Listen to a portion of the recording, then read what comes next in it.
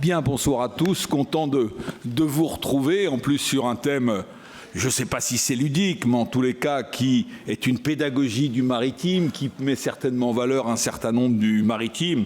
Et puis ce soir, nous accueillons un ami, j'allais dire des Mardis de la Mer, mais je ne vois pas pourquoi je dis ça, un ami tout court en fait. Hein. Donc ça fait très plaisir d'accueillir Philippe Fourier, ça fait plaisir de retrouver également un certain nombre d'amis. Merci d'être là, Michel, merci à tous ceux qui sont là. Alors ce soir, nous avons d'abord une information, une étonnante réalité. C'est notre intervenant qui a choisi cet intitulé « Un quart du sport français nautique ». Ça, c'est la première bonne nouvelle. Alors, je me souviens, on avait travaillé déjà cette question du nautisme il y a quelques années, et l'intervenant nous avait dit, c'est un peu, on en est toujours aux 420 grands-pères. Et donc, c'est ce qui peut expliquer que, finalement, il y a moins d'intérêt pour le sport nautique. Visiblement, tout a changé. On nous avait expliqué que dans le domaine de la neige et de la montagne, il y avait du skate, il y avait des choses nouvelles. Bon, nous, on a le foie, tu vas certainement nous parler de tout ça. En tous les cas, on est absolument ravis. Et comme d'habitude, le président de l'Institut français de la mer, que tu connais bien également, eh bien, va te faire une présentation personnalisée et je pense qu'il avait tous les ingrédients pour le faire.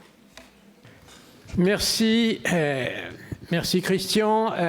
Merci Philippe d'être là. Cher Philippe, la planche à voile, ça mène loin.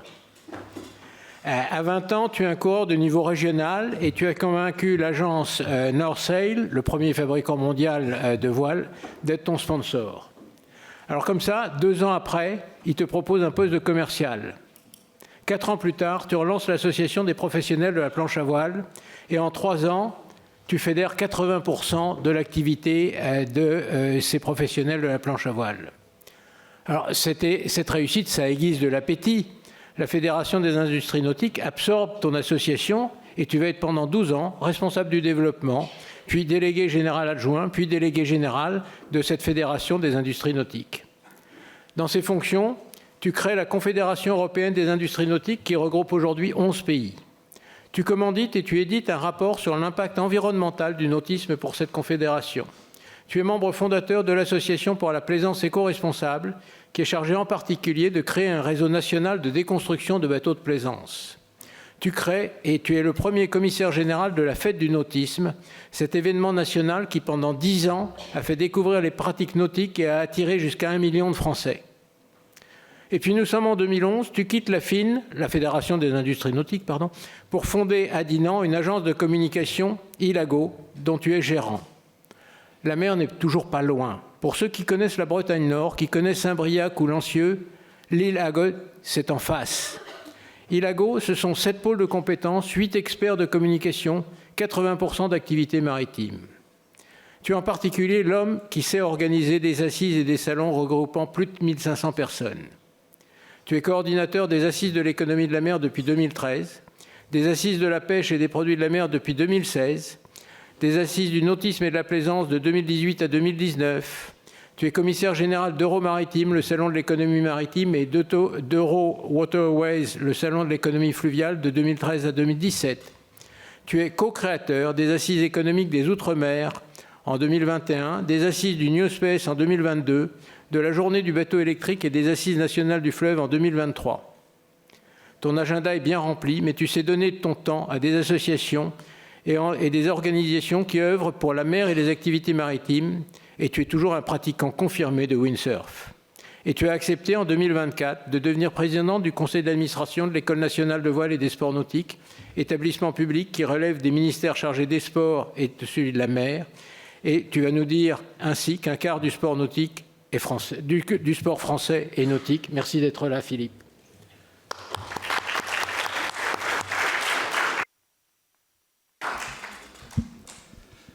Alors, il y a une autre étonnante réalité, cher Christian, cher Eudes, au-delà du fait que vous m'ayez invité, qui m'étonne encore, c'est pour moi de m'exprimer dans un institut aussi prestigieux que l'Institut catholique de Paris, oui, je le rapproche à ce moment-là, l'Institut catholique de Paris, dans la mesure où je suis quelqu'un qui a fait peu d'études.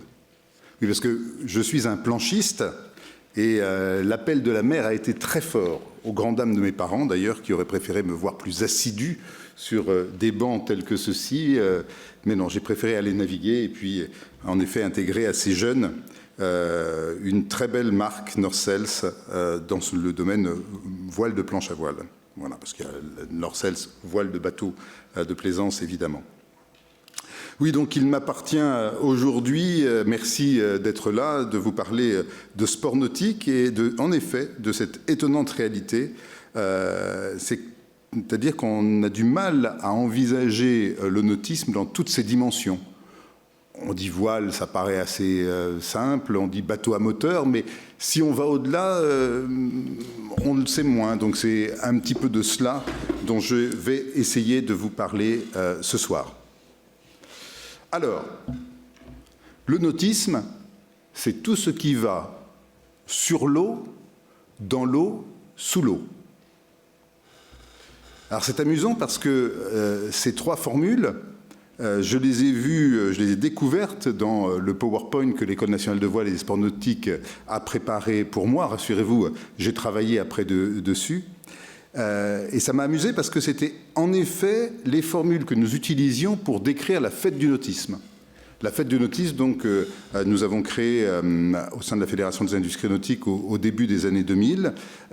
C'était sa formule, sur l'eau, dans l'eau, sous l'eau. Et nous réunissions toutes les activités nautiques, la multitude d'activités qui composent le nautisme. Alors, je ne résiste pas au plaisir de vous raconter cette petite anecdote. En fait, cette fête du nautisme m'a été commandée par une très très grande dame du nautisme, dont nous parlions il y a quelques minutes, qui s'appelle Annette Roux. Connaissez-vous Annette Roux? Oui. Voilà. C'est Annette Roux, qui est en fait née Annette Beneteau, est l'héritière des fondateurs du chantier Beneteau à Saint-Gilles-Croix-de-Vie au XIXe siècle. Et elle a construit, avec l'aide de son mari, elle a construit un véritable empire du nautisme qui est un leader mondial de la voile, et un des premiers constructeurs de bateaux à moteur au monde. Donc c'est une très très grande dame et Annette Roux me dit « Philippe, j'aimerais que vous m'organisiez les journées du bateau ». Et puis avec l'aide d'un certain nombre d'amis, on s'est dit au sein du monde du sport et du nautisme que c'était un peu réducteur le bateau. Et donc on s'est ramené sur cette notion de nautisme, sur l'eau, dans l'eau, sous l'eau, avec cette multitude d'activités. Alors vous avez à l'écran un nuage de mots avec un certain nombre d'activités, de très nombreuses activités. Alors c'est amusant, j'ai cherché ce nuage de mots avec ChatGPT. Je lui ai dit, s'il vous plaît, parce que je dis s'il vous plaît à l'intelligence artificielle, on ne sait jamais. Hein. D'ailleurs, c'était même pas ChatGPT, c'était le chat. S'il vous plaît, pourriez-vous me sortir toutes les activités nautiques? Donc le chat m'a sorti ça, et c'est amusant, il avait oublié le bateau à moteur. Il avait oublié le motonautisme, qui est quand même une des principales composantes du nautisme. Donc là, vous avez toutes les activités que l'on considère nautiques. Il en manque peut-être. Il y en a peut-être qui sont contestables. Je vois chasse au trésor aquatique. Pour tout vous dire, je n'en avais pas entendu parler jusqu'à la préparation de cette intervention. Wave ski, c'est pas très clair pour moi, mais j'imagine que les pratiquants, eux, pourraient nous en dire plus. Voilà, donc une multitude d'activités qui forment le nautisme. Alors, le nautisme, tel qu'on l'entend aujourd'hui, est une pratique qui est venue d'Angleterre au XIXe siècle et qui, à l'époque, était réservée à des classes aisées. Très concrètement, par exemple, je ne sais pas si vous le savez, mais Jules Verne a été un grand amateur de voile. Il pratiquait la voile, notamment en baie de Somme, avec son premier bateau, le Saint-Michel, qui était basé au Crotoy. Et savez-vous avec qui il naviguait? Parce qu'il ne naviguait pas à bord d'un 420, hein, pas à bord d'un dériveur, c'était un vrai bateau. Qui étaient ceux qui venaient naviguer avec lui? Qui étaient ceux qui connaissaient la voile et qui, pendant la belle saison, plutôt que d'exercer leur activité, allaient naviguer avec lui? Les pêcheurs. Donc les pêcheurs qui étaient des pêcheurs à la voile étaient recrutés par Jules Verne, et ainsi que par les autres propriétaires de bateaux à voile sur leurs différents bassins de navigation, et ils naviguaient avec lui. Donc Jules Verne, dans la deuxième moitié du XIXe siècle, était de ces précurseurs du nautisme. Évidemment, les Anglais, on le disait, les Anglais la voile, les Anglais d'ailleurs qui se sont fait damner le pion dès 1851 sur la première grande régate, la Coupe des 100 Guinées, Guinée étant la monnaie, la Coupe des 100 Guinées, qui a été remportée par un yacht américain, l'America, face à 14 Britanniques, affûtés comme ils pouvaient l'être, et ils se sont fait prendre la Coupe des 100 Guinées, qui est devenue depuis la Coupe de l'America. L'America's Cup.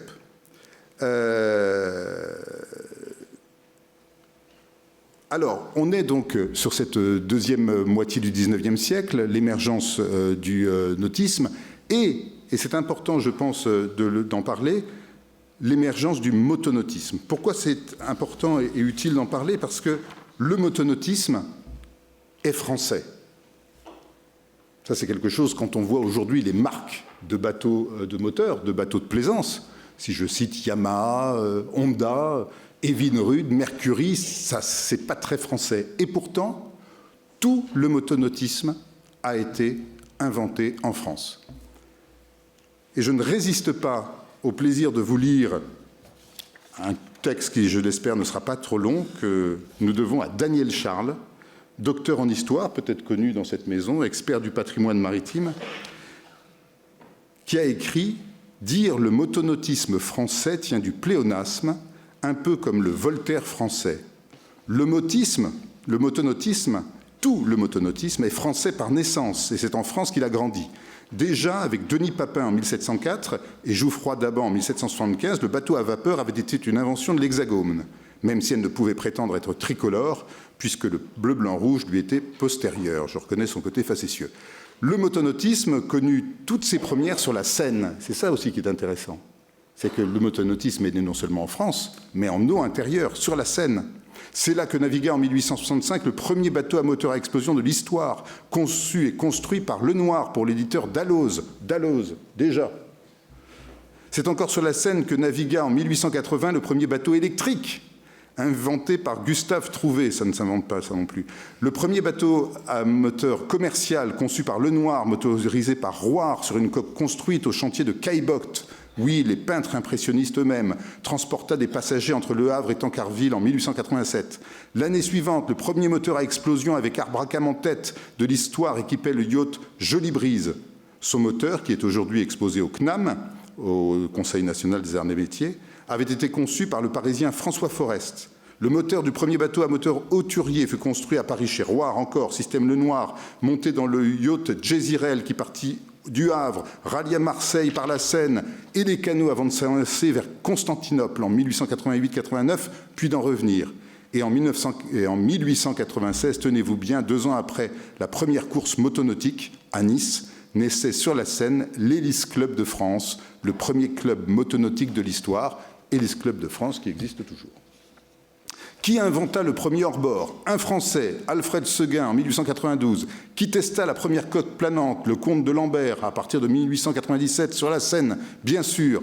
Qui construisit la première transmission en Z? Le Vavasseur, avec son autonautile de 1899. Qui inventa l'ancêtre et l'inspirateur du moteur Longtail?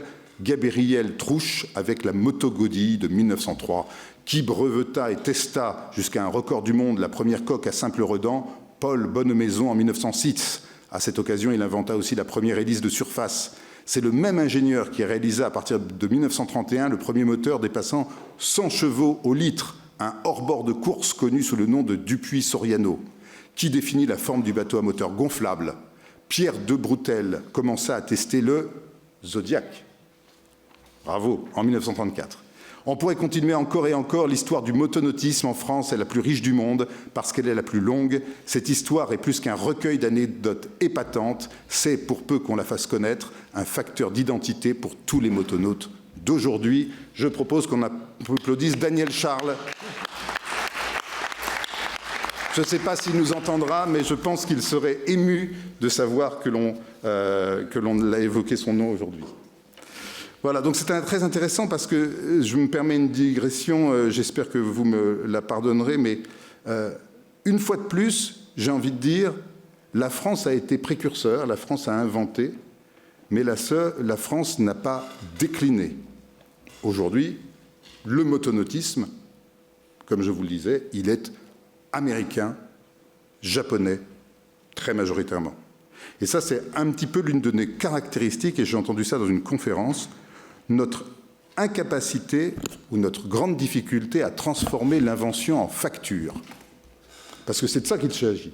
En fait, il faut être capable de transformer l'invention en facture. Nous, en France, et je voulais dire ça parce que nous sommes avec des étudiants qui seront les entrepreneurs de demain, nous avons une grande difficulté à transformer l'invention en facture. Et en fait, cette capacité-là, c'est ce qu'on appelle l'innovation. Moi, j'ai toujours été fasciné par l'idée, dans un autre registre géographique, mais quand même, se dire quand même que les États-Unis, des Grands Lacs canadiens jusqu'à la Nouvelle-Orléans, ont été découverts par des Français. Et au premier rang desquels, Robert Cavelier de La Salle, au XVIIe siècle. Enfin, moi, je parle sous ton contrôle et avec... Et ce n'est pas nous qui sommes là-bas. C'est fou quand même.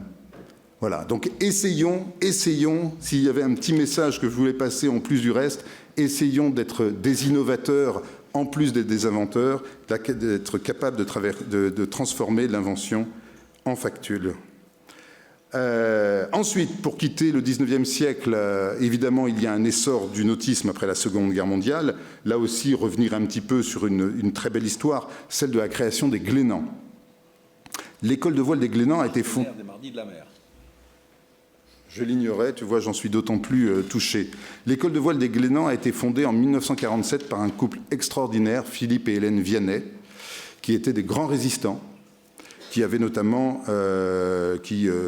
publiaient partout en France un journal qui est devenu France Soir et qui s'appelait Défense de la France, jusqu'à 430 000 exemplaires. Et puis, à l'issue de la Deuxième Guerre mondiale, ils ont ressenti le besoin de proposer à la jeunesse résistante, aux jeunes de France qui avaient été tellement bousculés par ces événements tragiques, leur proposer des moyens de se reconstruire, des moyens de se donner un avenir.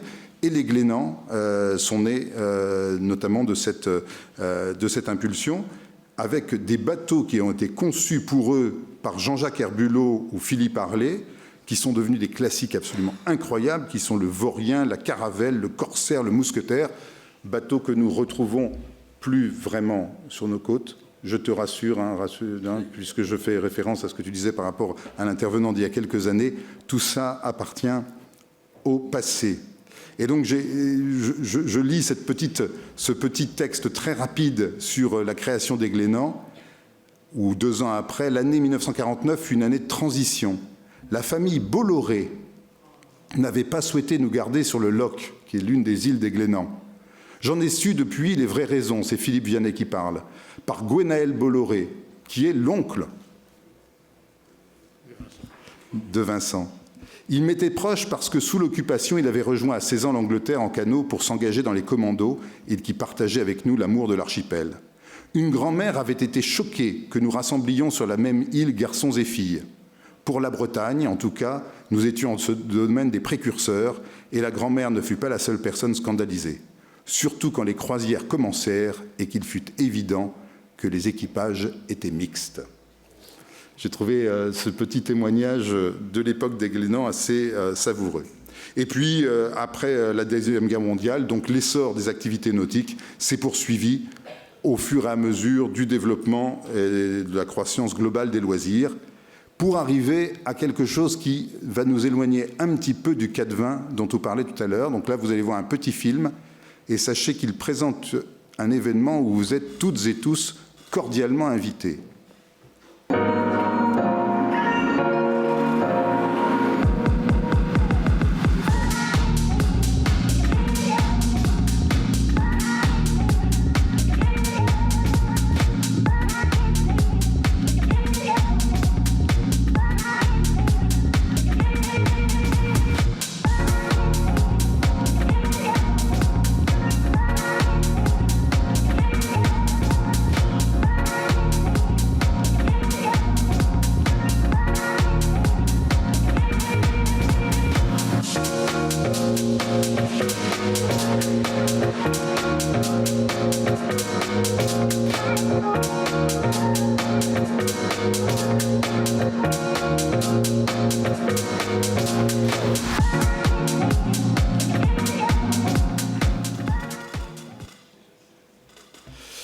Donc vous avez découvert sur ce film un certain nombre de pratiques qui, là, pour le coup, sont ultra-modernes dans le nautisme, puisque c'est le foil, la pratique sous ses différents formats. Donc vous avez vu du kite foil, du wind foil, c'est-à-dire de la planche à voile sur foil, du wing foil, qui est une pratique tout à fait moderne, avec une aile que l'on tient à bout de bras. Vous avez eu des mottes à foil, qui sont des dériveurs à foil assez ancien pour le coup, du Nacra 17, qui était d'ailleurs à foil, qui était aux Jeux Olympiques d'été. Donc, toutes ces activités que vous venez de voir dans la voile nautique, là pour le coup, font partie de ce qu'il y a de plus moderne en matière de nautisme. Et c'est dire, cher Christian, que nous avons beaucoup évolué depuis le 4-20, qui n'est, je vous le rassure ou je vous inquiète, qu'il n'est plus vraiment présent sur nos côtes actuellement, ou en tout cas de façon extrêmement minoritaire. Précisons qu'une fois de plus, on est très bon dans l'invention, puisque le kitesurf a été inventé par 2 Français dans les années 80, 2 frères, et qu'il a été popularisé par un kitesurfeur du nom de Manu Bertin dans les années 90. Et puis les foils, même si le foil a été inventé par un Britannique, Thomas Moy au XIXe siècle, a été véritablement développé sur les bateaux par 2 Français, Éric Tabarly et Alain Thébault, sur son hydroptère. Cela nous amène au cœur de notre sujet. Que pèsent les activités nautiques dans les activités sportives françaises? Alors là, nous avons un premier diaporama, ou en tout cas un premier slide, qui vous montre le nombre de pratiquants de sports de nature. Donc les sports de nature, ce sont les pratiques en dehors de stades ou de salles fermées. Donc 34,5 millions de pratiquants de sports de nature, dont 15 millions de pratiquants de sports nautiques. Alors vous allez me dire que là, on est on va un petit peu au-delà du quart de pratiquants de sport en France, et donc je suis même au-dessus de mon annonce et de ma promesse. On verra plus tard que c'est à relativiser, bien entendu. Mais 24% d'activité nautique, 22% d'activité subaquatique, c'est ce qui représente en fait les activités nautiques. C'est plus précis sur ce slide-là, où là on a une vision en nombre de pratiquants, en millions de pratiquants, alors sachant qu'il est vrai que nous pouvons avoir des pratiquants multisports. Donc tous ne sont pas forcément réduits à une seule pratique. Mais on voit 400 000 kitesurfers, 600 000 pratiquants d'aviron, 700 000 pratiquants de ski nautique et wakeboard, 700 000 également pratiquants de surf et bodyboard, 800 000 de rafting, 900 000 de motonautisme et jet ski, 1 million de planchistes, 1,1 million de pratiquants de stand-up paddle. Alors le stand-up paddle, c'est la planche sur laquelle on navigue debout, ou en tout cas on avance debout, avec une pagaie assez longue. Je ne sais pas si on verra une photo. La voile, 1,5 million. Alors la voile, elle est évidemment tout à fait protéiforme, puisqu'il y a le dériveur, le quillard, différents types de bateaux. 1,9 million de nage en eau vive hydrospeed. J'ai moi-même été surpris par le volume de pratiquants dans ce domaine. Et 2,5 millions de canoë-kayak et sports de pagaie. Ça, j'étais nettement moins étonné. Cela dit, si on fait un petit calcul et si on mesure le nombre de pratiquants, on arrive à 11,6 millions de pratiquants. 11,6 millions sur 44 millions de pratiquants réguliers de sport en France. Réguliers, je ne sais pas. En tout cas, 44 millions de pratiquants de sport en France, c'est 65% des Français. Donc vous voyez, je ne vous ai pas menti. 12 millions de pratiquants de sport nautique, 44 millions de pratiquants de sport en France. On est bien au quart du sport français qui est nautique. Pour tout vous dire, j'étais assez content de retomber sur mes pieds parce que quand Christian et Eudes m'ont mis un peu la pression pour proposer un thème à cette intervention, nous étions au téléphone et j'ai vaguement tapé rapidement sur un ordinateur et je me suis dit, tiens, ça a l'air de passer ça, mais je n'en étais pas sûr du tout. Bah si, tu vois comme quoi. Ma voix et pas eux. Ainsi, l'intuition n'était pas si mauvaise. Alors, une constante, je pense qu'elle est assez partagée par les sports, mais il y a... Ah non, quoique non, mais il y a très peu de pratiquants licenciés, c'est-à-dire qui ont une licence auprès d'une fédération sportive. Dans le domaine du surf, 15 000 licences pour 700 000 pratiquants, on le voyait tout à l'heure.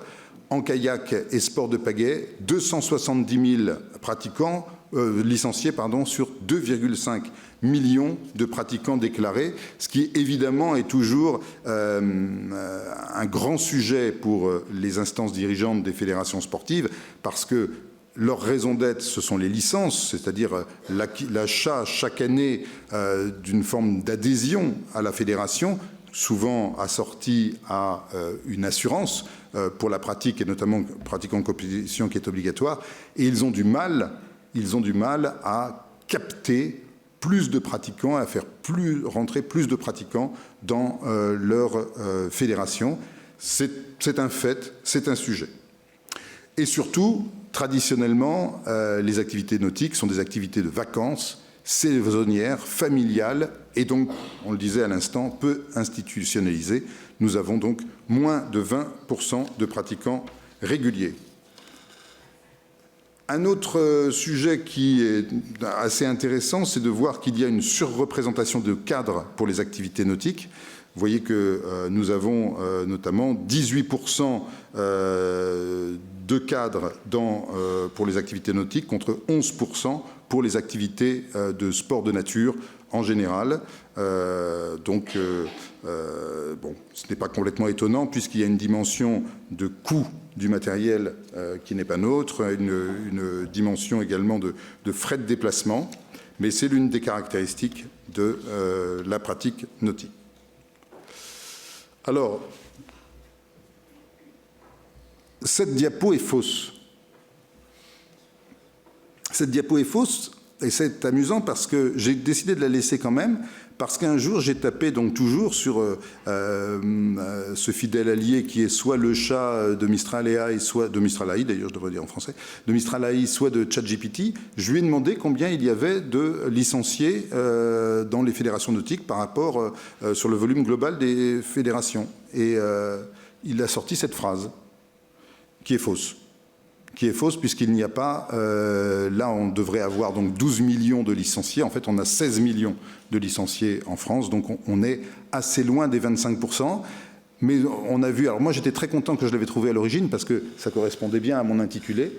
Bon, en fait, je suis retombé sur mes pieds par ailleurs. Mais comme quoi, il ne faut pas forcément faire confiance dans l'intelligence artificielle. Elle est encore en cours d'apprentissage.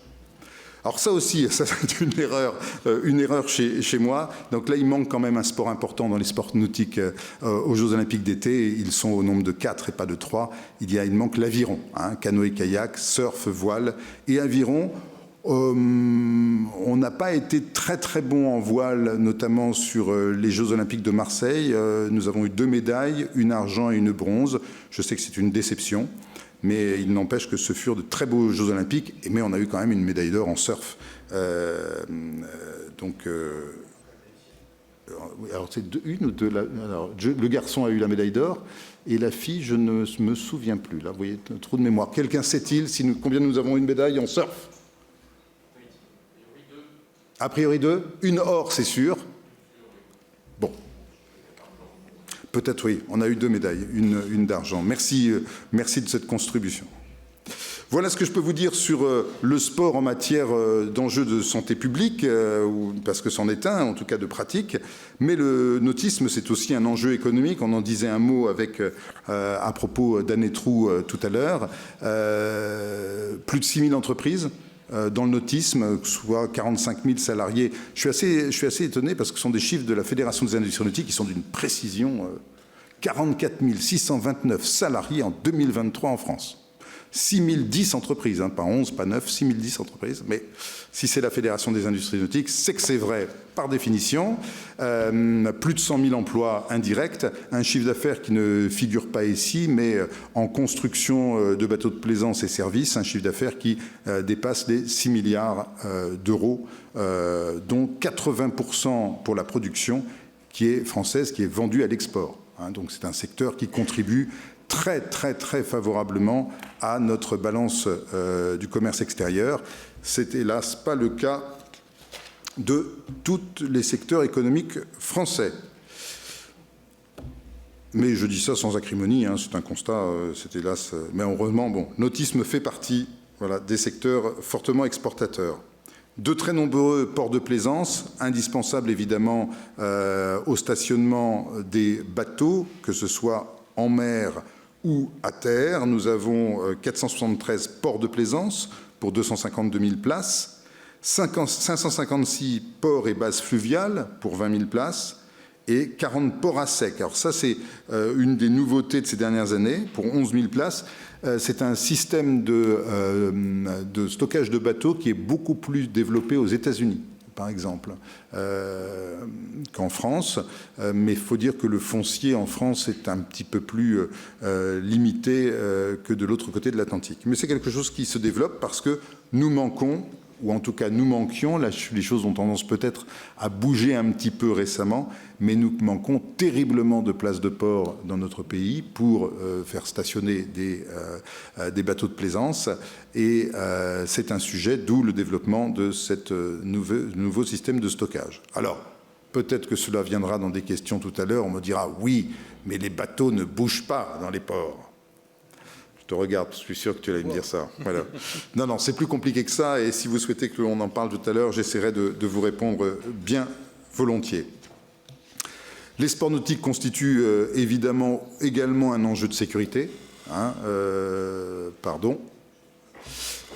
8 000 à 10 000 opérations de secours par an, coordonnées par les CROSS, les centres régionaux opérationnels de surveillance et de sauvetage, souvent opérés par la Société nationale de sauvetage en mer, évidemment, qui est une des fiertés françaises, hein, cette association qui regroupe des milliers de bénévoles qui, dans des temps records, avec une capacité d'intervention de très haut niveau, interviennent bénévolement sur les théâtres d'opération pour les plaisanciers, pour les pratiquants de nautisme, mais également pour les pêcheurs ou pour la marine de commerce. Et on peut vraiment remercier et féliciter la CNSM et ses bénévoles d'être là. En 2024, donc 3 250 interventions pour la plaisance, 2 950 pour la plaisance à voile, 3 250 pour la plaisance à moteur, 2 950 pour la plaisance à voile et 2 350 pour le reste des loisirs nautiques. Les avaries de propulsion arrivent en tête, évidemment, des causes de déclenchement, mauvaise préparation de la sortie, mauvais entretien du bateau, défaut d'expérience. Voilà ce que je souhaitais vous dire sur le nautisme. Je vais vous dire un petit mot, évidemment, de l'École nationale de voile et des sports nautiques.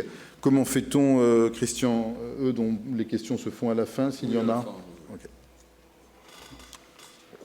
Alors, l'École nationale de voile et des sports nautiques, là, vous avez une jolie photo aérienne, est un établissement public qui est positionné dans le Morbihan, sur la presqu'île de Quiberon, à Saint-Pierre-Quiberon exactement, au Bec-Rohu, c'est le nom de ce lieu-là. Et c'est un établissement absolument extraordinaire. Vous le voyez déjà par son implantation, son positionnement en bord de baie de Quiberon, avec 10 000 mètres carrés couverts. Donc le grand bâtiment que vous voyez au centre est le bâtiment de stockage où se retrouvent les ateliers et les bateaux à voile, hein, de tout type, qui sont stockés. Sur la droite, vous avez le restaurant qui a une capacité d'accueil de 145 couverts par repas. Et puis derrière l'hébergement, on a jusqu'à 130 lits. Donc c'est un lieu unique, peut-être, en tout cas c'est le seul établissement public en France qui est capable de proposer à la fois de l'hébergement, de la restauration et de l'encadrement nautique. Alors ce n'est pas ouvert au grand public, on ne peut pas se présenter et demander à faire un stage. Il faut, c'est réservé soit et principalement pour des stages de formation de moniteurs ou d'agents de l'État, hein, puisque établissement public, et puis surtout l'encadrement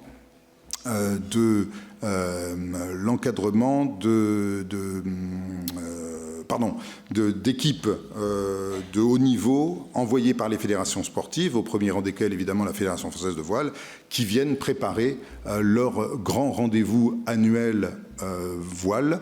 L'équipe de France de voile, de nombreux médaillés d'or et médaillés tout court en voile aux Jeux Olympiques sont passés par l'ENV. D'ailleurs, nous avons l'Allée des Champions, dont nous sommes très fiers, où sont représentés en photo tous les médaillés d'or voile aux Jeux Olympiques et qui sont tous passés par l'École nationale de voile et des sports nautiques. Mais autant peut-être regarder un petit film en espérant que ce ne soit pas trop... Ah, alors non, je suis allé trop vite. Alors il faut que je trouve... Ah non, ah c'est là. Voilà.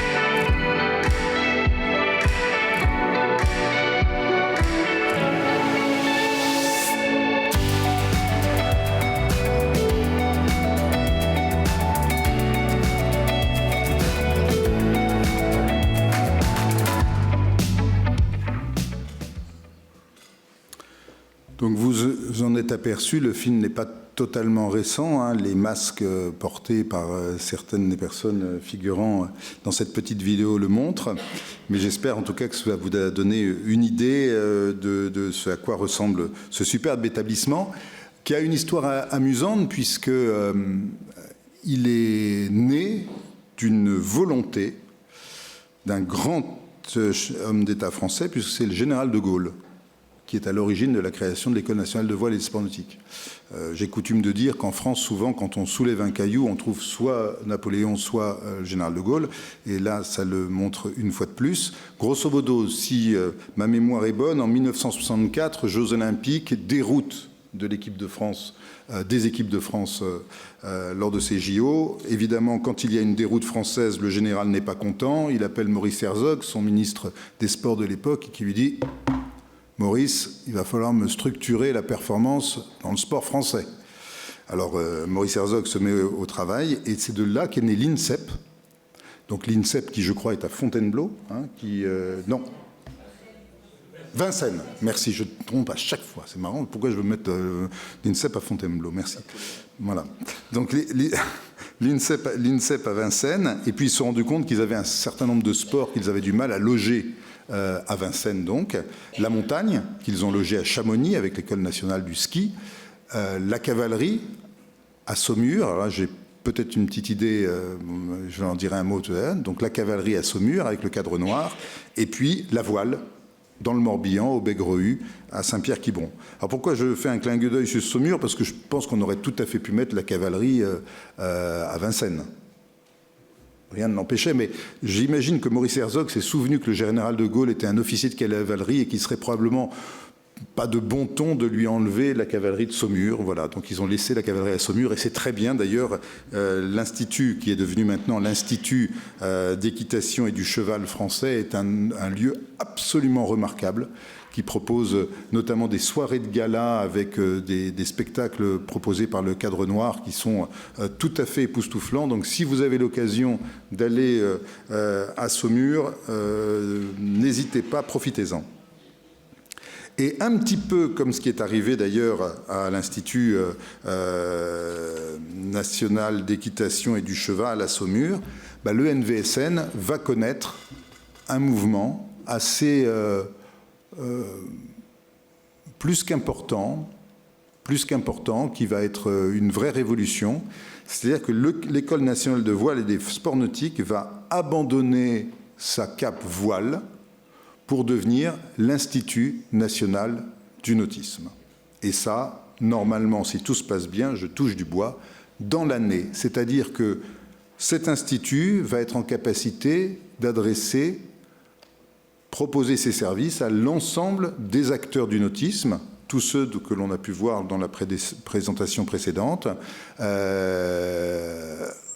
aux acteurs privés, aux fédérations sportives en premier lieu, également sous une double tutelle, alors qu'aujourd'hui le ministère l'École nationale de voile et des sports nautiques est sous une simple tutelle de la direction des sports, donc du ministère des Sports. Elle va passer sous une double tutelle, direction des sports et direction générale des affaires maritimes, de la pêche et de l'aquaculture, donc le ministère de la mer, où ce qui en tient lieu. C'est un petit clin d'œil parce que nous n'avons pas un vrai ministère de la mer, alors on est tous extrêmement déçus. Bon, il y a quand même la mer dans un intitulé ministériel, c'est déjà pas mal. Voilà, donc l'Institut national du nautisme, qui sera l'opérateur public interministériel de référence pour le développement des activités nautiques et subaquatiques. Il apportera une expertise et des conseils aux directions d'administration centrale, aux services déconcentrés de l'État compétent, aux collectivités territoriales. Il organisera des formations aux métiers des activités nautiques et subaquatiques. Et puis, il participera, c'est très important, c'est assez central évidemment dans son projet, à l'accueil et au développement des disciplines sportives nautiques et subaquatiques de haut niveau en collaboration avec les fédérations sportives délégataires. C'est grosso modo une fédération, elle a un groupe de sportifs qu'elle veut faire progresser dans sa pratique, eh bien, elle vient à l'École nationale de voile, plutôt elle viendra à l'Institut national du nautisme, qu'elle soit surf, parce que nous avons toute la côte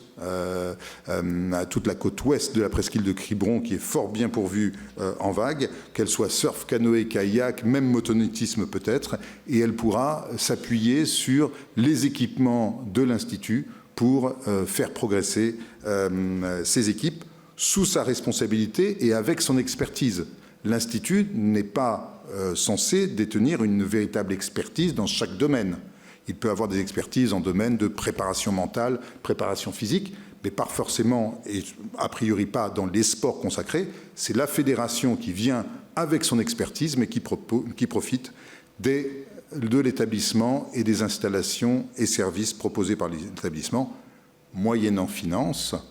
Car sachez-le, le budget de cet établissement public n'est pas couvert par des fonds publics. Il est couvert partiellement par des fonds publics, mais très majoritairement par des fonds exogènes. Donc l'établissement a l'obligation de trouver ses propres ressources pour exister. Moi, je trouve ça assez sain, mais c'est peut-être parce que je suis un entrepreneur. Voilà. Mais ça implique d'être au meilleur niveau et proposer les meilleurs services, évidemment, pour satisfaire le public concerné par le futur Institut national du nautisme, actuellement École nationale de voile et des sports nautiques. J'en ai fini avec cette slide. Je vous remercie de votre attention et je serai tout à fait heureux de vous proposer de répondre à des questions s'il y en a.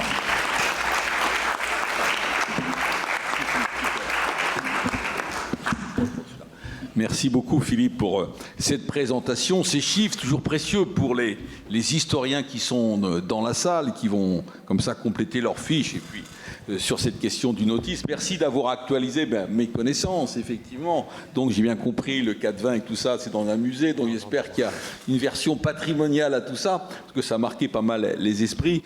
Donc on voit à quel point, moi j'ai été frappé par voir les emplois indirects, plus de 100 000 emplois, près de 45 000 salariés, donc on voit à quel point c'est quelque chose qui est moteur en plus des autres activités maritimes, et puis on va peut-être en parler aussi, c'est une forme de maritimisation l'éducation des esprits, c'est ce qui contribue aussi à faire aimer la mer. Donc c'est vrai que le nautisme est une courroie de transmission tout à fait précieuse. Alors, comme d'habitude, micro-bâbord, micro-tribord, ça se met en place, merci.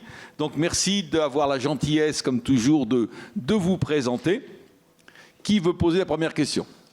Ah, c'est déjà prêt. Oui, bonjour, merci pour votre conférence, monsieur. J'avais une question. Vous avez beaucoup parlé, là vous venez de parler des moyens en général, mais plus globalement, vous pensez quoi de l'action du gouvernement ou des gouvernements récents sur la question du sport nautique? Et aussi, je me demandais, mais vous, du coup, votre ministère, c'est plus le ministère des sports ou d'autres ministères, comme par exemple le ministre délégué à l'économie, à l'industrie, ou tout simplement le ministre, une division du ministère des Outre-mer? Alors, vaste sujet qui doit amuser Eudes Riblier parce que nous avons de grands débats, notamment au sein du cluster maritime français, sur cette question. La mer, par définition, est interministérielle. C'est difficile, hein. D'ailleurs, de temps en temps, les contempteurs du ministère de la mer disent « Mais dites-moi, y a-t-il un ministère de la Terre ?» Ah, c'est vrai. Bon. Cela dit, la mer, c'est quand même, il y a quand même une unité, il y a quand même quelque chose d'un petit peu particulier. Donc, aujourd'hui, et c'est pour ça qu'il y a un conseil interministériel de la mer qui se réunit, pas assez souvent à notre goût, mais qui se réunit. Donc, tous les ministères, ou à peu près, peuvent être concernés. Ministère de l'économie, ministère de la Défense. Évidemment, la Marine nationale, elle dépend du ministère de la Défense. Mais nous avons, nous, en mer, un ministère de tutelle. Quelquefois, c'est un ministère de plein exercice ou un secrétariat d'État, c'était le cas avec Hervé Berville pendant quelques années, puis Fabrice Loher sur quelques mois, malheureusement, récemment. Aujourd'hui, on fait partie du ministère d'Agnès Pannier-Runacher, qui a un intitulé à peu près long comme ça, avec la mer à la fin. Voilà. Mais on a quand même un ministère de la mer. Et le ministère des Sports, qui n'est pas un ministère de tutelle directe, mais il a quand même sa tutelle sur le monde du sport. Et donc, c'est pour ça que le caractère assez innovant de cet Institut national du nautisme, c'est d'avoir un établissement public sous double tutelle, donc sous deux ministères. C'est une nouveauté. Alors, pour répondre à votre question sur suis-je satisfait du gouvernement et de son action au profit des sports nautiques, alors, je ne vais pas dire non, mais je ne vais pas dire oui non plus, parce que je me demande s'il a une action en matière de... Non, la direction des sports, elle a une action. La direction générale des affaires maritimes, de la pêche et de l'aquaculture a une action. Mais est-ce qu'il y a une véritable action politique actuellement de la part du gouvernement en matière de sport nautique ? J'en doute, mais c'est peut-être aussi bien, parce que je ne suis pas sûr que nous soyons une priorité absolue par rapport à tous les autres enjeux. Mais en tout cas, l'État, c'est sûr, est présent. D'ailleurs, pour tout vous dire, tout à l'heure, j'étais à la direction des sports, justement pour la préparation de la création de l'Institut national du nautisme. Et donc, il y a aujourd'hui des fonctionnaires, des agents de l'État qui travaillent sur ces sujets. Donc oui, nous sommes bien accompagnés. Et je n'ai pas l'impression que nous ayons trop à nous plaindre en tant qu'acteur du nautisme, de l'action du gouvernement ou de l'action de l'État. Même si on aimerait qu'il fasse beaucoup plus et qu'il nous donne beaucoup plus d'argent, mais ça, c'est tout le monde qui demande. Bonjour, merci pour votre intéressant exposé.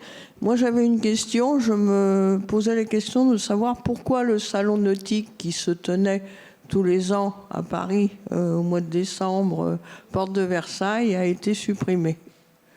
Alors, je sais qu'il a été remplacé par des autres manifestations. Il y en a une qui se tient à Boulogne, je crois, ou enfin. Mais bon, le salon a pratiquement disparu, en fait. Notre salon nautique. Bon, alors j'ai une bonne nouvelle. Il va très probablement renaître bientôt. Je ne peux pas vous en dire plus. Mais en tout cas, l'annonce devrait être faite demain lors de l'Assemblée générale de la Fédération des industries nautiques. Ah oui, on est dans l'actualité. Ah oui, c'est fort, c'est fort. Donc oui, le salon nautique est mort tout simplement parce qu'il est mort, en tout cas celui que nous avons connu à la porte de Versailles, est mort tout simplement parce qu'il n'y avait plus de réalité économique. C'est-à-dire que faire venir des bateaux est devenu de plus en plus coûteux et compliqué. Donc les constructeurs ont fini par décider de venir sans bateau. Voilà.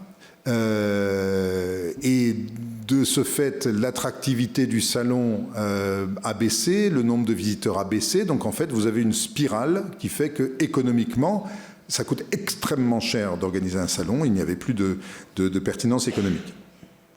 Ce qui est important de se dire, d'ailleurs, sur le salon nautique, c'est que les salons nautiques, parce que alors le projet de Nautique en Seine à Boulogne a été abandonné il y a déjà 6 mois à peu près. Donc le salon dont il parle est un nouveau salon. Mais je ne peux pas vous en dire plus parce que je découvrirai ça demain. Mais il faut se dire qu'un salon nautique, c'est un salon de vente.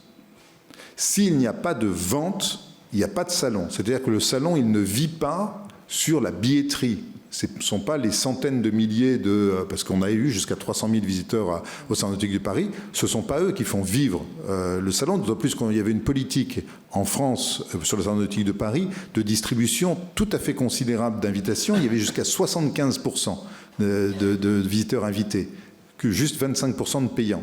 Donc ceux qui faisaient vivre le salon, c'était les exposants. Et les exposants ne venaient que s'ils vendaient. Et ils se sont rendus compte, en fait, que le rapport coût-impact pour eux était bien meilleur sur les salons à flot.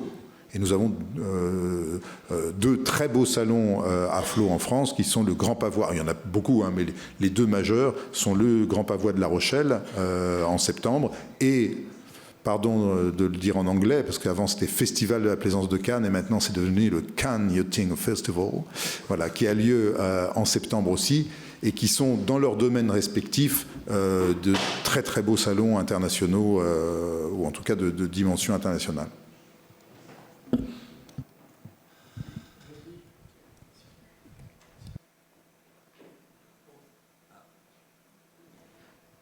Bonsoir monsieur et merci pour votre exposé. Donc je suis Guillaume Muret, je suis élève en 2e année de licence à l'Institut catholique de Paris. Je suis en histoire Sciences Po. J'aurais une question plus matérielle parce que sur les effectifs dont dispose votre fédération en termes d'entraîneurs et de moniteurs pour faire vivre cette fédération et pour continuer de transmettre cette passion de la voile. Je vous remercie monsieur. Alors, je vais avoir un petit peu de mal à vous répondre dans la mesure où... mais la question que vous venez de poser est tout à fait intéressante parce qu'elle met le doigt sur une des problématiques que nous avons et qui nous conduit d'ailleurs à changer de nom. Aujourd'hui, il y a une confusion entre l'École nationale de voile et des sports nautiques et la Fédération française de voile. Et pour tout vous dire, la Fédération française de voile, qui est l'institution qui est délégataire sur l'encadrement de la voile en France, notamment des équipes de France avec les entraîneurs, a pu prendre ombrage, disons, de cette autorité dont bénéficiait l'École nationale de voile et des sports nautiques. Je pense qu'en devenant Institut national du nautisme, on va régler tout ça et il n'y aura plus de confusion. Alors, moi, je ne préside pas le conseil d'administration de la Fédération française de voile, mais de l'École nationale de voile et des sports nautiques. Alors, nous avons 50 agents, dont une majorité de fonctionnaires d'État, donc cadres d'État qui relèvent de la direction des sports, donc 50 personnes qui travaillent à l'École nationale de voile des sports nautiques dans différents domaines. Nous avons notamment des ingénieurs qui font des mesures sur les matériels. Nous avons 2 ingénieurs. Ah oui, et puis il faut que je vous raconte un truc sur l'école quand même. 2 ingénieurs qui notamment animent le programme du carbone à l'or, c'est-à-dire qu'ils vont mesurer notamment les foils, les appendices, pour essayer d'identifier les meilleures formes, les meilleurs matériaux pour gagner en performance. Parce que, évidemment, à ce niveau-là, ça se joue sur très peu de choses. Donc, on a des ingénieurs qui font donc du calcul, des mesures. On a évidemment des préparateurs physiques, préparateurs mentaux. On a toutes les équipes techniques qui gèrent le matériel, le stock de matériel que nous avons. Et puis, tout l'encadrement. Nous avons les formateurs, évidemment. Et puis, tout l'encadrement au niveau de l'hébergement et de la restauration, ce qui fait une équipe de 50 personnes à l'école Futur Institut. Et nous accueillons au sein sein de l'école un certain nombre d'entreprises partenaires, dont MM Concept. Et MM Concept a fabriqué le trimaran qui a supporté le cheval d'argent de la cérémonie d'ouverture des Jeux Olympiques. Donc je vous promets, moi je me promenais au sein de l'école et j'ai vu le cheval bien avant les Jeux Olympiques. J'ai pris le cheval en photo. Alors je trouvais le... Non, j'avais pas le droit. Mais non, c'est vrai en plus. Mais je l'ai montré à personne. Je l'ai juste gardé pour moi. Bon, je l'ai montré peut-être à ma fille aussi, mais bon. Mais en plaisanterie mise à part. Mais voilà, on accueille des entreprises de ce type. Et c'est vrai que ce fut un succès absolument incroyable, ce cheval d'argent. Mais très honnêtement, quand je l'ai vu à l'école, dans son système, sur son socle là, avant d'être mis à l'eau, je n'ai absolument pas imaginé l'impact qu'il aurait. Absolument pas. Non, voilà. Bon, on est assez fiers, évidemment, de cette réussite, de cette jolie boîte.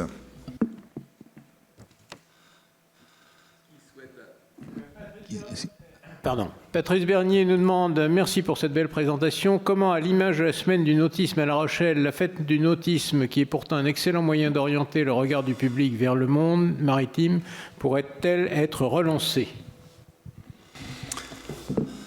Alors, c'est amusant parce que la semaine de La Rochelle est née de la fête du nautisme. Non, sans blague. Donc, dans les années 2000, on crée la fête du nautisme.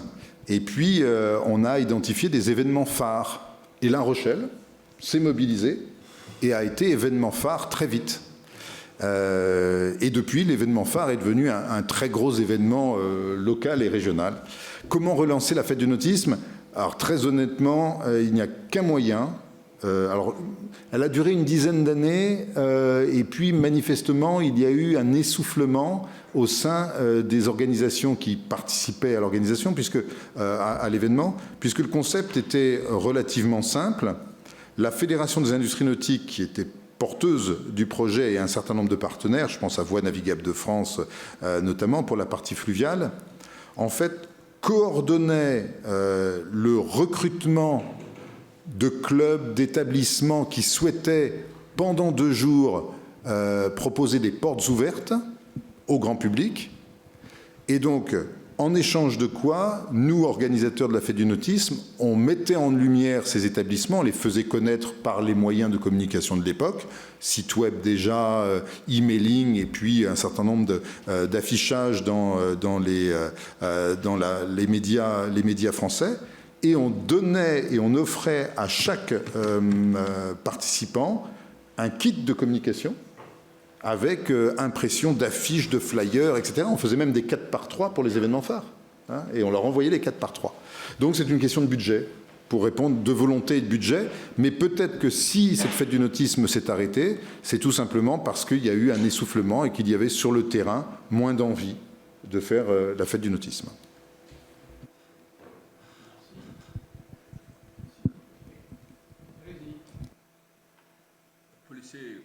Les micros, il n'y a pas de problème. Et je vous remercie.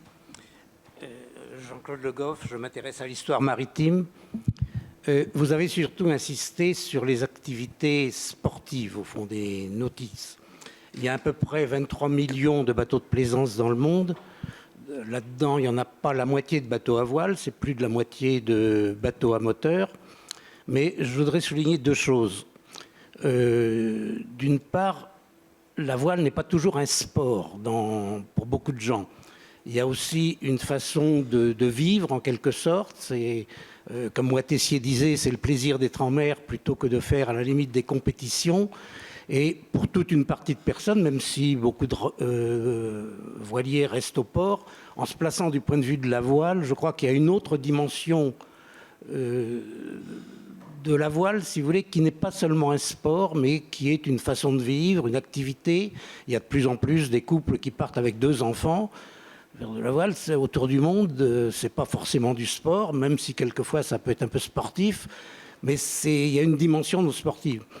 Et je dirais que si on regarde un peu l'histoire, au fond, c'est un nouveau rapport de l'homme à la mer, en quelque sorte. Je dirais que les premiers, les Hollandais, ont créé des activités, les spielyachts, comme ils appelaient ça. Le mot yak étant prononcé comme yacht dans le petit Larousse et yak dans le petit Robert. Mais revenons à son origine hollandaise, qui était plutôt le yak qui avait créé des bateaux de plaisance à la fin du XVIIIe siècle. Depuis, ça s'est énormément développé. Et il y a quand même quelque chose d'assez étonnant, c'est que jusqu'au être marin, je dirais jusqu'au presque le XIXe siècle, c'était un peu aller dans l'enfer, en quelque sorte. Depuis, les gens y vont pour leur plaisir. Et cet aspect de nouveau rapport de l'homme à la mer, je trouve, est assez important.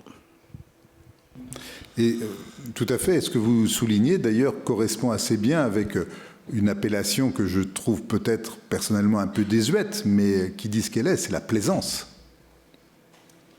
Et cette formule, ce mot dit beaucoup. Alors vous avez raison, j'ai été un peu réducteur. Il s'agit d'activités nautiques, pas forcément de sport nautique. Bon, mais ça, moi, ça m'arrangeait pour ma présentation de rassembler tout ça sous sport nautique. Pierre nous demande quelles sont les actions orientées écologie dans les ports nautiques.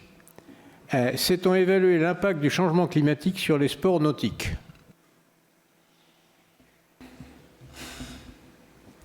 Alors, si on parle de sport nautique, là je vais...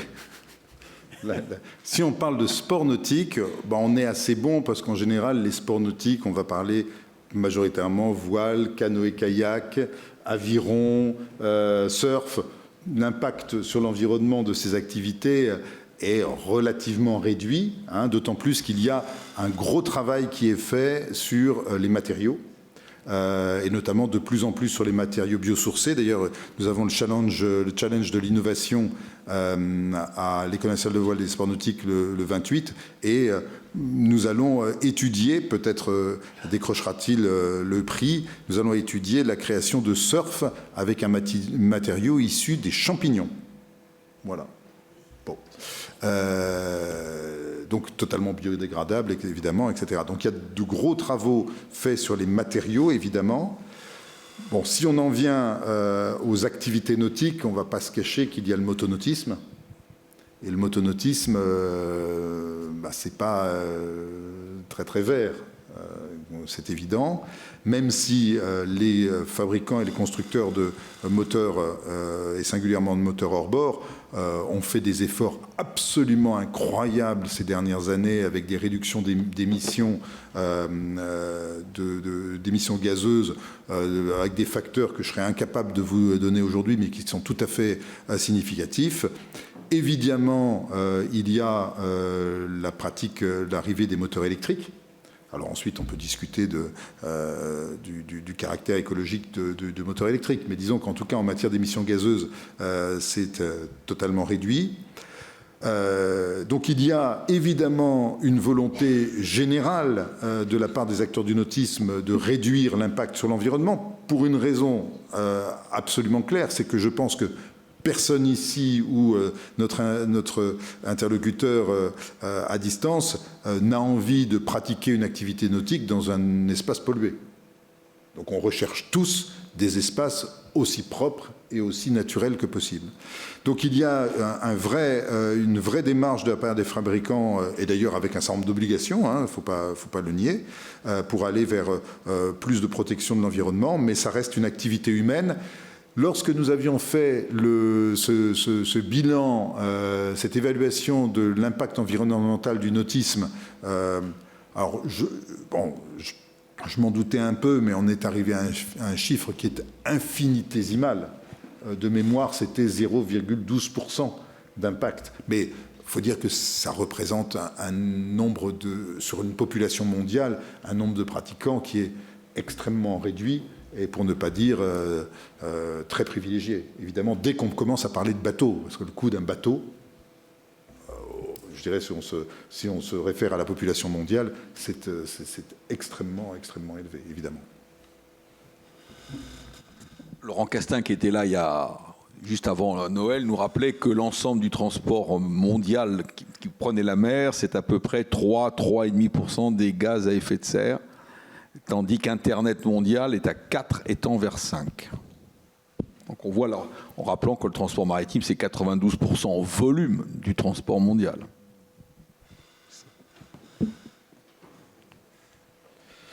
Bonsoir monsieur.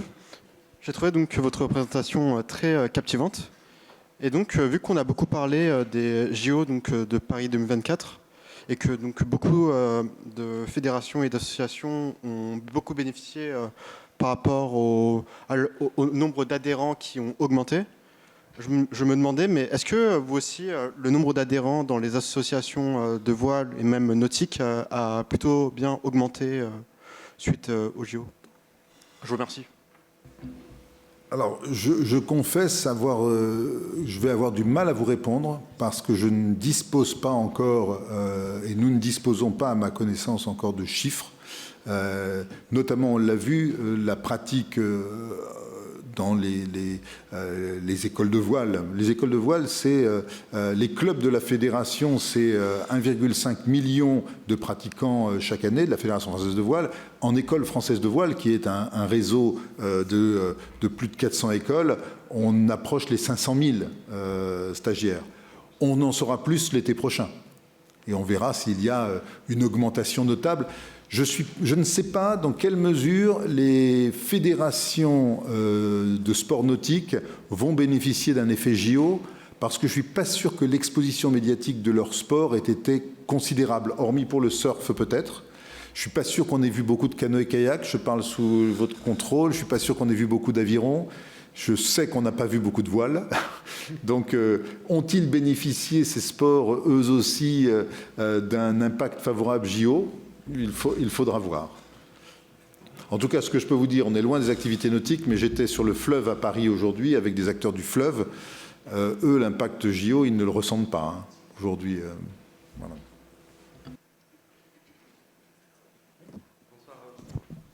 Oui. Bonsoir monsieur, merci beaucoup pour votre présentation. J'avais une question un peu plus précise, donc notamment dans le cadre des JO, il y a beaucoup de bouées géostationnaires qui ont été créées et développées, notamment je crois au niveau de l'ENVSN.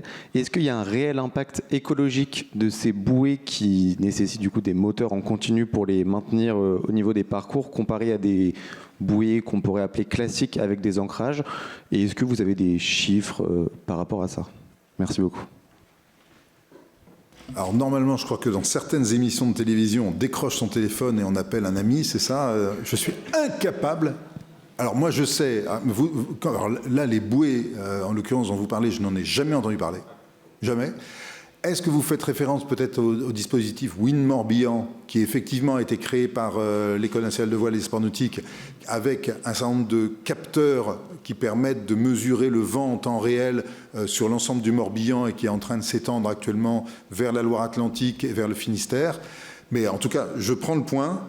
Et dès demain, je vais me rapprocher d'Alex Cornu, le directeur de l'École nationale de voile et des sports nautiques, pour lui poser la question. Voilà, il va me dire, mais Ignare, voyons, je t'en ai déjà parlé. Philippe, bateau ventouse, bateau abandonné, déconstruction peut-être? Ah merci, merci. J'aurais été triste qu'il n'y ait pas cette question. Alors, c'est un sujet extrêmement complexe. Alors, je n'ai pas les derniers chiffres parce que moi, j'ai quitté la Fédération des industries nautiques maintenant il y a de nombreuses années, mais tu l'as souligné, Eudes, j'ai été à l'origine de la création de l'APER, l'Association pour la présence éco-responsable, dont j'ai été le premier administrateur délégué.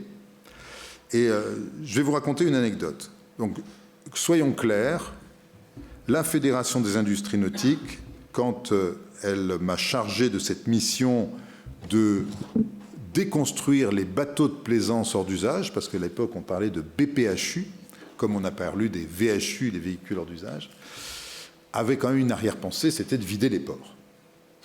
Ah oui, l'équation est simple, les ports sont remplis, c'est bourré de bateaux ventouses, on enlève les bateaux ventouses, on les fait passer en bateaux de plaisance hors d'usage, et ça crée de la place pour les bateaux neufs. Sauf que ça ne s'est pas passé comme ça.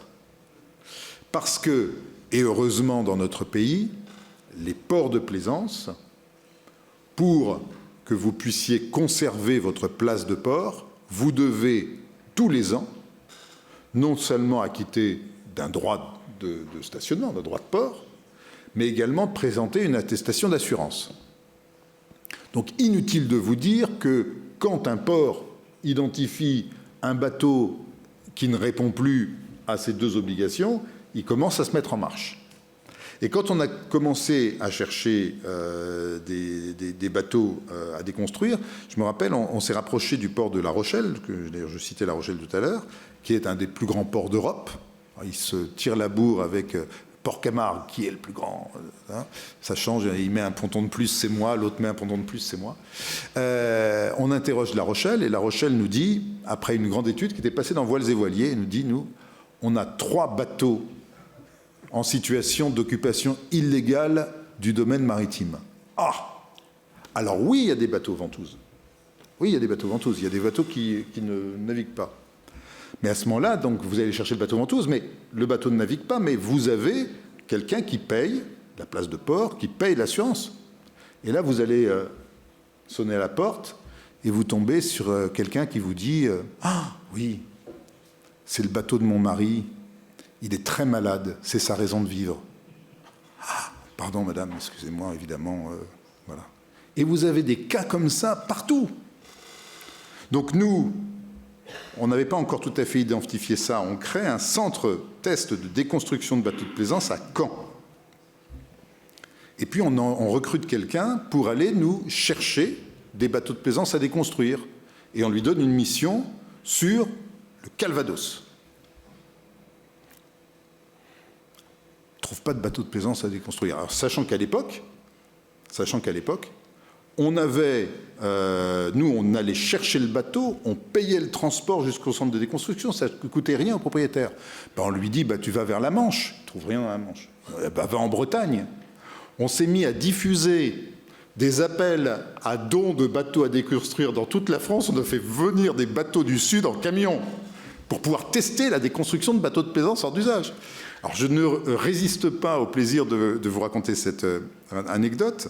Évidemment, quand même, cette question des bateaux de plaisance, elle excitait un certain nombre de gens qui disaient « c'est pas bien, c'est pas bien ». Et à l'époque, la secrétaire d'État ou ministre de l'Environnement s'appelait Nelly Olin. Et donc, un jour, je me retrouve convoqué au ministère pour évoquer cette question des bateaux de plaisance hors d'usage, que nous-mêmes, à la Fédération, nous avions mis sur la table de notre propre initiative. Et là, je me trouve devant un groupe de gens, dont un certain nombre d'amis, d'ailleurs, que je ne citerai pas, parce que ce sont des amis, qui me regardaient avec des gros yeux, j'étais le méchant. Et puis, il y avait le directeur de cabinet de Nelly Olin qui commence à me dire, voilà, nous sommes face à un problème environnemental de première importance, la déconstruction de bateaux. Il me fait tout son petit laïus. Et alors là, je le regarde et je lui dis, écoutez, monsieur le directeur de cabinet, vous m'annoncez une excellente nouvelle. Stupeur autour de la salle. Ben oui, parce que vous me dites qu'il y a des bateaux à déconstruire. On en cherche. Où sont-ils? J'ai vu dans son œil un éclair d'ironie. Il s'est dit, je me suis fait avoir sur ce coup. On a plié l'affaire et nous, on a pu continuer à faire un travail sérieux qui a amené à la création de l'Association pour la plaisance éco-responsable, qui a été reconnue depuis éco-organisme et qui aujourd'hui gère, pour le coup, la filière de déconstruction de bateaux de plaisance sur l'ensemble de la France, selon des normes fixées par l'État, etc. Et le travail est bien fait. Et nous avons été précurseurs au niveau européen, je tiens bien à le dire, peut-être même au niveau mondial. Il y avait les Finlandais qui étaient un peu sur le coup, sinon personne d'autre ne s'en occupait. Tout ça pour dire que c'est compliqué, cette question des bateaux ventouses. Et puis, on a souvent l'impression que les bateaux ne sortent pas. Et puis, on nous sort de temps en temps des chiffres. Ils naviguent 3 jours par an. Vous l'avez peut-être entendu, celle-là. Les bateaux de plaisance, ça navigue 3 jours par an. Ah oui, mais si ça navigue, et notamment ils disent ça parce que quand vous avez votre moteur et que vous faites l'hivernage de votre moteur, le chantier, il sait combien d'heures le moteur a navigué. Donc il a navigué, il a navigué 3 jours. Donc 72 heures. 72 heures de navigation au moteur. C'est une sacrée navigation, hein. Je peux vous dire, parce qu'en général, la plupart des pratiquants de motonautisme, ils partent de leur mouillage ou de leur port, ils font 20 minutes de navigation, ils vont se poser dans une baie, hop, pique-nique, baignade, etc., etc. Paf, on remonte sur le bateau, paf, on rentre. Si ça a pris 40 minutes dans la journée, c'est un grand maximum. Donc pour faire 72 heures, c'est vous dire qu'il y en a des sorties. Donc je crois qu'il faut relativiser cette question de la navigation. Je pense que les Français sont pas complètement idiots. Je le disais, un bateau, ça coûte cher. Que ce soit un bateau à voile, un bateau à moteur, ça coûte cher. Et les propriétaires de bateaux essayent de l'utiliser un maximum en fonction de leurs possibilités. C'est jamais assez, mais c'est vrai qu'il faut aussi travailler. Le bateau, c'est souvent lié aux congés, aux vacances. Mais c'est vrai qu'on aimerait qu'il navigue plus, c'est évident. Merci. Cassandra Tocco nous dit bonjour, le rôle du nautisme dans l'économie bleue prend de plus en plus d'importance. Comment envisagez-vous l'évolution de ce lien dans les années à venir? Quels sont, selon vous, les principaux défis à relever pour garantir un développement durable et équilibré du secteur afin qu'il contribue pleinement à l'économie bleue?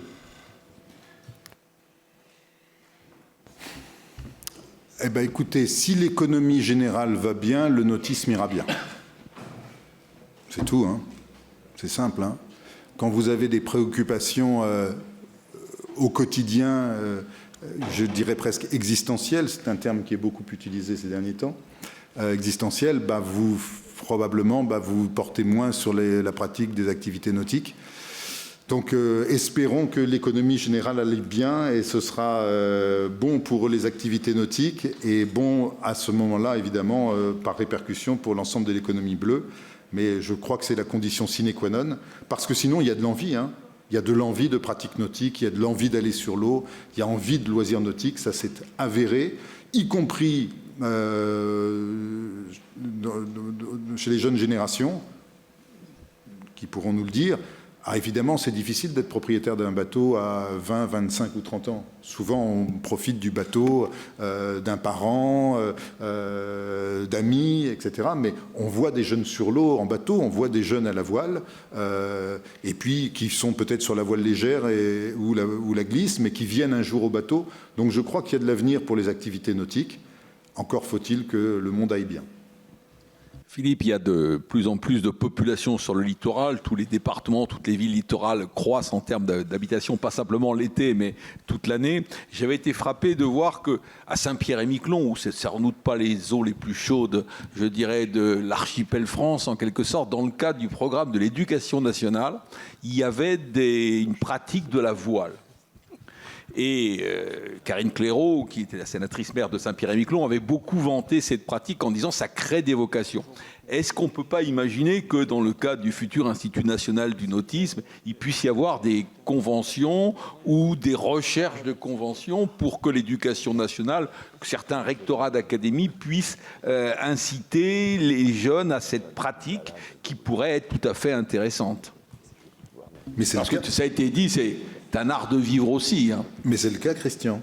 Alors on en est où? Ah, mais la voile à l'école est tout à fait développée. Alors évidemment, surtout sur la frange littorale, mais je crois que c'est sur la base du volontariat de la part des écoles. Mais tu as beaucoup de classes, de primaire et, à ma connaissance, de collège, mais surtout de primaire, qui vont naviguer à la place d'heures d'éducation physique et sportive. Donc c'est déjà en place. Je n'en sais pas beaucoup plus sur le développement de cette pratique, qui impose évidemment d'avoir des infrastructures d'accueil et d'encadrement de qualité, mais en tout cas ça existe. Alors il y a une question. Merci pour votre intervention. Je suis un navigateur à voile qui va devoir bientôt son bateau rester au port. Because je suis tout seul et j'ai un certain âge. Alors s'il y a des gens qui sont intéressés de naviguer, je ne dis pas pour aller faire une croisière, j'ai quand même traversé à la Manche, on était trois, donc je navigue toujours à aider l'équipage. Mais là, je deviens malheureusement par le décès de mes équipiers. Alors si vous voulez me rencontrer, je vais descendre tout à l'heure là. Et puis, où est-il votre bateau, monsieur? À Saint-Brieuc. Donc la question, c'est comment marchent les bourses aux équipiers? C'est ça la question. Et je ne fais rien payer, je loue pas, à part que je ne sais pas bien faire la cuisine. Alors ça, il reste la boîte de conserve. Je vous remercie de m'avoir écouté. Je vous en prie, monsieur. Alors, il y a des sites internet, voire des applications maintenant, je pense à Vogue avec moi, où on peut faire connaître une demande comme la vôtre et une forme de bourse des équipiers en ligne. Donc ça existe. Alors je pense à Vogue avec moi, mais il y en a d'autres. Il y en a d'autres. Bonjour, que pensez-vous de la récente interdiction de location de bateaux à la nuitée au port de plaisance de La Rochelle, pratique de type Airbnb, nous dit Bontet? Voilà, ça aussi c'est un vieux sujet. Oh là là là là là, parce que je me souviens d'un monsieur qui avait un projet de créer véritablement des bateaux destinés à la location et c'était très mal perçu. Alors, c'est très compliqué, je crois. Alors, je ne suis plus du tout un spécialiste. Je sais qu'on a une problématique là-dessus d'occupation du domaine public maritime. C'est-à-dire que les ports, qui sont du domaine public, hein, tous les ports, c'est le domaine public. Il n'y a pas de port privé en France. Hein. Il y a eu à une époque des places de port qui ont été vendues auprès de notaires. Ça a créé des problèmes considérables parce qu'à un moment, l'État a dit vous ne pouvez pas vous accaparer le domaine public. Donc il y a des gens qui avaient acheté quelquefois des dizaines de milliers d'euros, voire plus, dans le sud de la France, qui avaient acheté des places et on leur disait mais non, vous n'êtes pas propriétaire de votre place. Je peux vous dire, là, dans les années 2000, ça avait fait des scandales terribles. Donc, un port de plaisance, il n'est pas conçu pour accueillir des bateaux stationnaires destinés au logement. Ce n'est pas sa vocation, ce n'est pas sa fonction. Donc, je crois que, fondamentalement, il y avait en tout cas un problème juridique. Ce problème a-t-il été levé depuis? Je ne sais pas. Monsieur Buchet. Oui. Bonjour, Joséphine, étudiante en deuxième année, aussi passionnée de voile. J'ai juste une question, c'est que moi, dans ma pratique de la voile, j'ai vu qu'il y avait quand même très peu de femmes. Donc on a vu pendant les courses au Grand Large, comme le Vendée Globe, tout ça, il y avait Violette d'Orange et tout. Mais il y a quand même une sous-représentation féminine dans la voile. Donc est-ce que vous pensez que vous pourrez remonter ça et essayer de faire en sorte qu'il y ait plus de parité dans ce sport aussi? Voilà. Alors, ce point est parfaitement exact pour la course au large, pour des raisons sur lesquelles j'aurais du mal à m'exprimer, parce que il y a des navigatrices. Je pense à notre amie Catherine Chabot qui a couru la route du Rhum récemment, Isabelle Autissier, Violette d'Orange évidemment, qui est devenue une star française, mais elles sont peu nombreuses sur la course au large. Ce n'est pas tout à fait le cas sur la voile légère. Sur la voile légère, je ne parierai pas sur une parité, mais en tout cas, il y a une présence de femmes tout à fait significative. Voilà, donc... mais j'ai envie de dire en même temps... en tout cas, il y a une chose qui est certaine, c'est que sur la voile légère, dans les écoles de voile, dans les clubs, il n'y a aucune barrière à l'entrée pour la pratique féminine, au contraire. Donc, si des jeunes femmes et des jeunes filles veulent pratiquer la voile en France, à travers le réseau des clubs de la Fédération française de voile, elles trouveront toujours portes ouvertes. Faut-il encore qu'elles en aient envie. Mais sur la course au large, c'est vrai, c'est un vrai sujet. C'est un vrai sujet. Est-ce que c'est le manque de sponsors? Je ne sais pas. En tout cas, je suis sûr que des gens travaillent sur ce sujet, mais j'aurais du mal à vous en dire plus. Le changement climatique est-il un problème pour les sports nautiques? Nous demande Hervé.